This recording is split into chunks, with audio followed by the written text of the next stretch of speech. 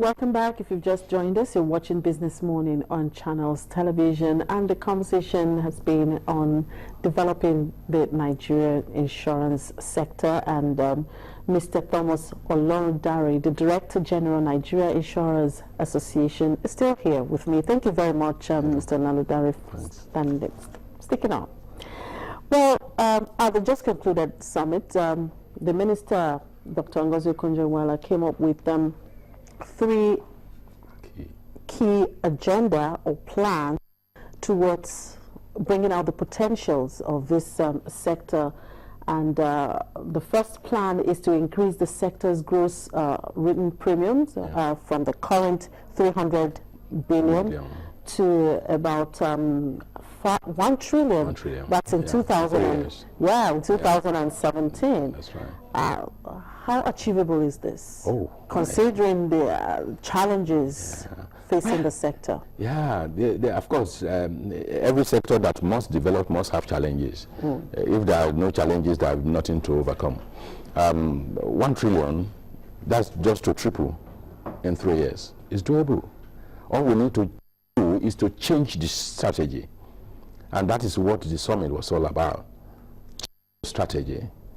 Now we have a lot of, about 6 classes of business that are in the compulsory classes. How well are we doing in these areas? What is the level of enforcement? As it is today, less than 15% of the vehicles you see on the road carry genuine insurance documents. Is it possible for us to up that from that 15% to something in the neighborhood of 30, 40%? Yeah, the minister did mention the need for enforcement. Precisely. So enforcement is very key. There is a law, if you don't know, there is a law that says that every public building must be insured. And public building as defined in that law includes hotels, schools, hospitals. I'm not talking of offices. But and majority of these ones presently don't have that. Is NICOM to this task?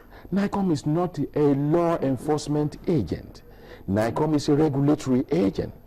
So who's going to enforce this? There are different arms of government that has responsibility for this. The service has the responsibility in this. The planning,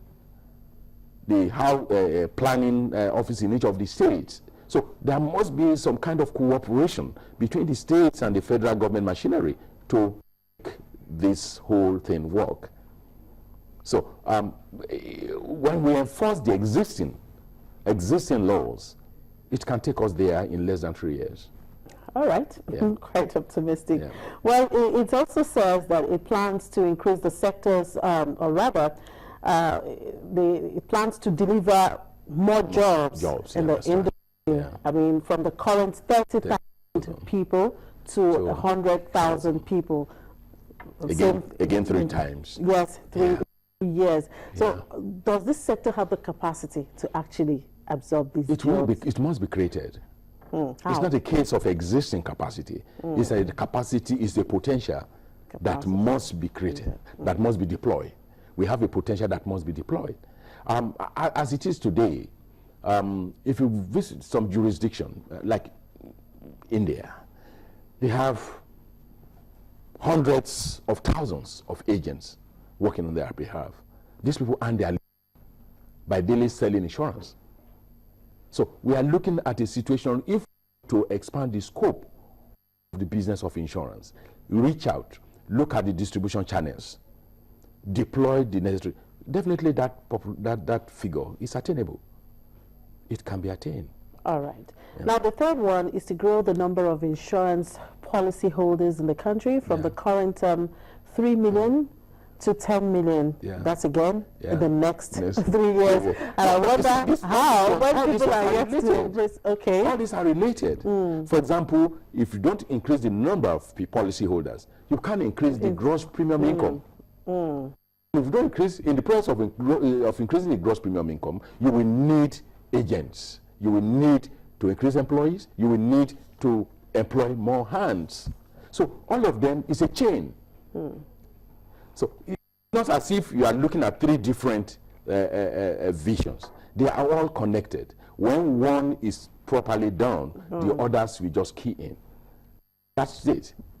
And the first one is to, first of all, create that awareness that puts the machinery in place that is going to sensitize the people, that is going to make them, that's going to make insurance part of their daily living. Once you do that, you will increase the policyholders. The contribution of the policyholders will increase the gross premium income. And in the process of doing that, you will need more hands to manage what you have put together. Now, do you think the government should just come up with perhaps a law that everybody, you must perhaps, health insurance, you take up health insurance, you insure whatever thing you have, make it compulsory for everybody to take up insurance at all levels? Those ones, somehow, majority of those ones have been taken care of. If you remember in 2004, the Pension Reform Act was enacted. It makes it mandatory for every employer that's employing a minimum of 5 employees to take a group life in respect of their workers at the corporate level. Now, it makes contribution compulsory also at the corporate level, but it's affecting the life of individual. And it said when you retire, you can't take your money in, go and life annuity, or you go by way of program withdrawal. But we are even moving ahead now to say that that annuity, that life annuity, should not be optional. It should be compulsory. I know that we missed that out in the 2014 review of that law. Because if somebody has lived 35 years working for government, is used to daily and monthly emoluments, he suddenly leaves. Now you give him the option to take the money within 10 years, 10 years guarantee. He can choose not to go beyond 10 years. But we are saying it should be for life. So that, one, it will reduce corruption. You are not going to be too bothered about the life you live when you leave the job. Then this issue of people now falsifying age and not wanting to leave service will be reduced. Because you know that even when I leave, I have something I can rely on and depend on for the rest of my life. All right.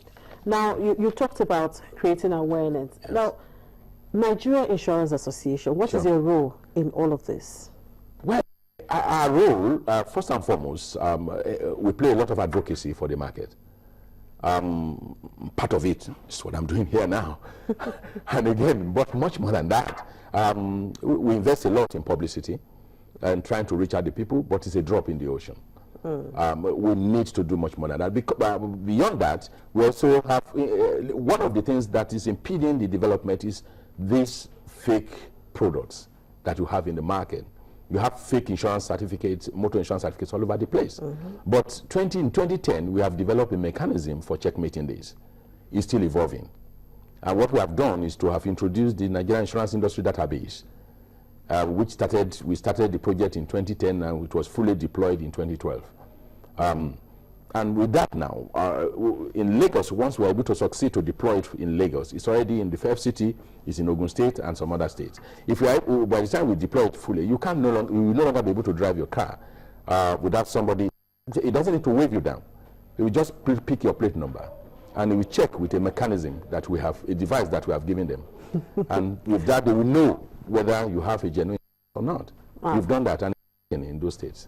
Okay. Yeah. Let's be optimistic that it's going to work, and let's believe that people would learn to appreciate the need to actually embrace an insurance scheme. Yeah. Thank you very much, Mr. Olorundare. Yeah. Don't twist him in there. Thank you very much. Right. Yeah, appreciate that. I've been speaking with Mr. Provost Olorundare. He is the Director General Nigeria Insurance Association, and we've been looking at areas and ways the insurance can actually be developed for the benefit of the entire citizens and, of course, the country at large. Well, it's on that note that we draw the curtain on today's edition of the program. Thank you very much for being part of the program. Tomorrow is another day. I'm Chibuzi Obi Iwabu.